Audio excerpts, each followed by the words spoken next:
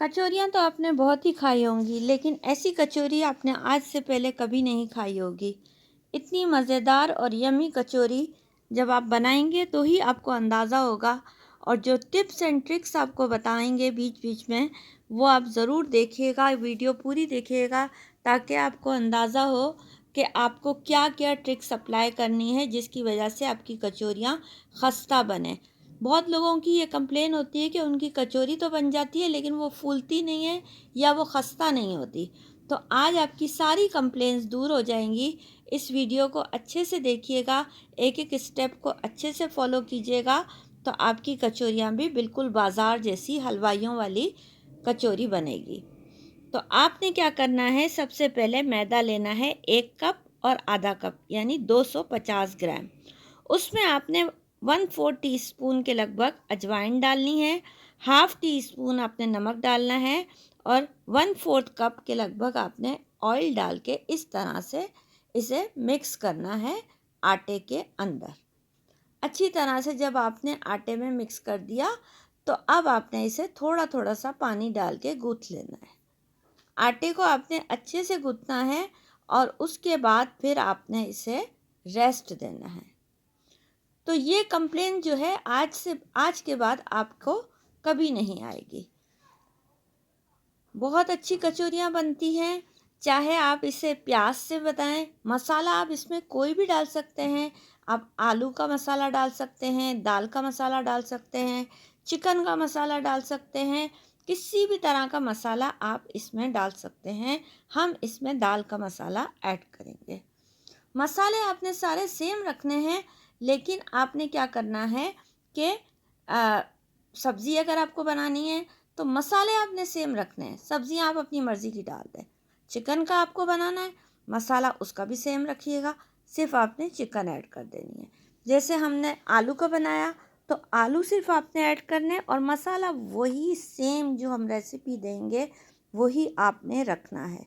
ये हमने क्या किया, दाल बॉईल कर ली और दाल बॉईल करने के बाद हमने इसमें सौंफ पीस के आधा टीस्पून, धनिया साबुत वाला आधा टीस्पून, ज़ीरा भुना कुटा हुआ आधा टीस्पून, या फिर इन तीनों चीज़ों को लेके आपने रोस्ट करना है, ड्राई रोस्ट करके उसे पीस लेना है। ठीक है ना, ये एक बात हो गई। अब आपने क्या करना है, प्याज को जो है 2 प्याज़ें लेनी है, उसे चॉप कर लेना है। चॉप करके उसे 2 से 3 टेबल स्पून ऑयल में उसे सौते कर लेना है, हल्का सा ब्राउन कर लेना है। उसके बाद आपने उसमें ग्रीन चिल्ली अदरक का पेस्ट डाल देना है, यानी या तो चॉप करके डाल दें दोनों चीज़ें या फिर उसका पेस्ट बना दें। तो फिर आपने उसमें क्या करना है, हल्दी powder 1/4 teaspoon, red chili powder 1/4 teaspoon, बेसन आपको डालना है 2 टेबल स्पून। ये मिक्स करने के बाद आपने जो उबले हुए आपके आलू हैं वो आपने इसमें ऐड कर देना है। उसके बाद आपने इसमें क्या करना है, या फिर उबली हुई दाल आपने उसमें ऐड कर देनी है। हमने इसमें उबली हुई दाल ऐड की है, वो भी हाफ़ कप।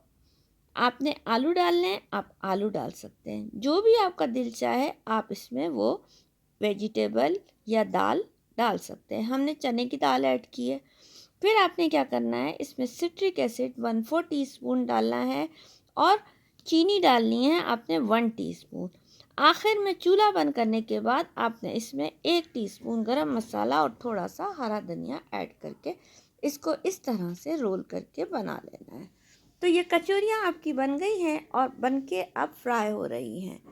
बंद करने का लॉक इसे अच्छी तरह से कीजिएगा। अगर आपने अच्छे से लॉक नहीं की तो इस वक्त ये खुल जाएंगी और तमाम ऑयल अंदर चला जाएगा। तो देखिए कितनी अच्छी खस्ता फूली हुई कचौरियाँ हमारी बन के रेडी हो गई है। काट करके भी आपको दिखा देते हैं कि कितनी अच्छी अंदर से खस्ता बनी है। तो ऐसी कचौरी आपने कभी नहीं खाई होगी, ज़रूर बनाइए और बनाकर बताइए कि आपको कैसी लगी। ये कटने में ही टूटना शुरू हो जाती है, इतनी ज़्यादा इसके अंदर खस्तानेस है।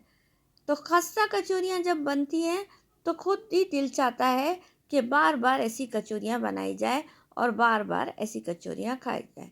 तो देखें, सिर्फ कट किया और टूटना शुरू हो गई।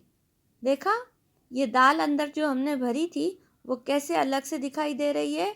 और इस तरह से आप हमारी रेसिपीज़ देखें। मिलते हैं फिर एक नई रेसिपी के साथ। अल्लाह।